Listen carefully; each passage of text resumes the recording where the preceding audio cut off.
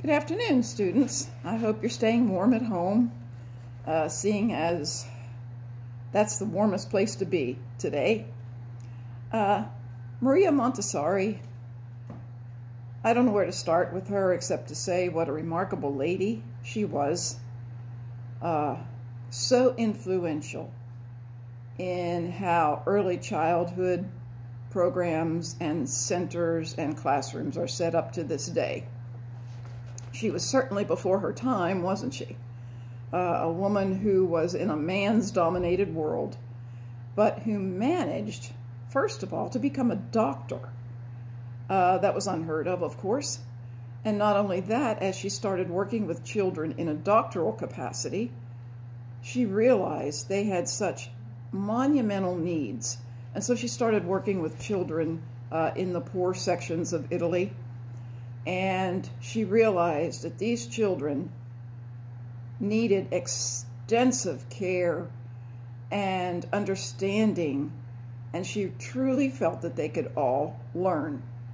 I particularly admire her because of her determination to show that children with disabilities, they called them mentally retarded back then, disabled children, were worthy and they could learn. And she set out to prove it, and it was remarkable, the discoveries that she made. And I would say she was probably one of the very first to think about the education of children with special needs, and she was very successful with that. Everything she did was to help children. And of course we know she was considered very radical. Whenever you see those small furnishings in the pre-K lab or anywhere, and you see the little tables and chairs and the shelves and everything child size, just think of Maria Montessori. She was the first one ever to come up with the idea that to meet the children's needs, they had to be able to have furniture and tools and materials suited to their size. And that has been one stable thing throughout all the years of early education. There's no early childhood classroom you would walk into today that wouldn't have those child-sized furnishings. And she also believed the environment was so very important. Make it beautiful. Sounds like Reggio, doesn't it? Make it natural, make it beautiful, make it welcoming. Make it a place where those children can feel at home so that they can be secure enough to learn. I know when I visited the Clarksburg Children's House in Clarksburg, it's a Montessori school, and I've been there probably 3 times since I've been at Pierpont. And the first thing I would notice was, oh my goodness, everything has a special place in the whole center. And whenever children would get something off the shelf, there was also a mat with it. And they would put that mat on the table. Then they would lay out the materials that they had chosen. Each material had a specific purpose. And there were levels. And a child did not start out with any of those materials until they started out with the first level of materials. It was quite interesting. It was interesting to see how the teachers worked with those children when they were doing all these different activities. They mainly facilitated, and they had this observation book that they were writing in and documenting what the children were doing and what they were learning. And if you ever visit a Montessori school, a lot of the basics are the same. And all those teachers must have extensive training in Montessori methods before they can even teach in a Montessori school. It's something a lot of students maybe gravitate towards, and they like that particular kind of teaching. When I was there, I was really impressed with the tea room. It was a special room.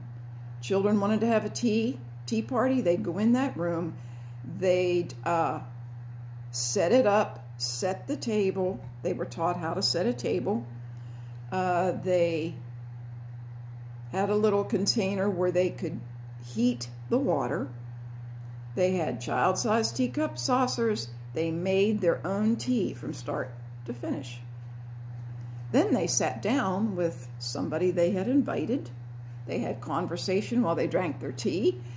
Then, when they were done, they put everything in their little sink, washed everything up, put everything away so that another child could come in and have a tea party and they wouldn't have to clean up. It was pretty amazing. And note, too, that the ages are mixed. Montessori believed that children learn best that way. And I would see 3-year-olds just learning how to set the table before they could even think about making their own tea. So it was a process where some of the older children were able to assist and help the younger ones. In all my 15, 20 years of early childhood teaching in the classroom, it was mixed ages. So I was very used to that, and I loved how it worked. The 3-year-olds learned so much from the older ones. The older ones learned to have compassion and empathy for those that couldn't maybe do certain things yet, and they would often be willing to help them. The only thing I missed, and I don't know if this is the same in all Montessori schools, it may be different, but there wasn't a dramatic play area.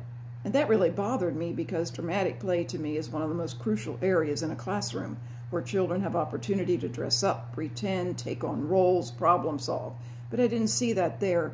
I'm sure they could pretend when they were in the tea room, and maybe it was there, but I just didn't see it on the times that I was there. Notice that Montessori believed in those long, large blocks of time. She really felt that was important, and that's what we teach our students, that at least 1 hour of uninterrupted choice playtime. Another thing, too, that she believed in was during this time, that's when the teachers do their observations, and that's when the teacher particularly observes, how are these small groups working together? What can I do to improve on it if it's needed? How can I facilitate? And then focusing on individual children. What is this child learning right now? How can I facilitate it, and what can I do? And the whole time it's considered observations. And probably in closing, the one thing I can say about this is her statement, her basic philosophy.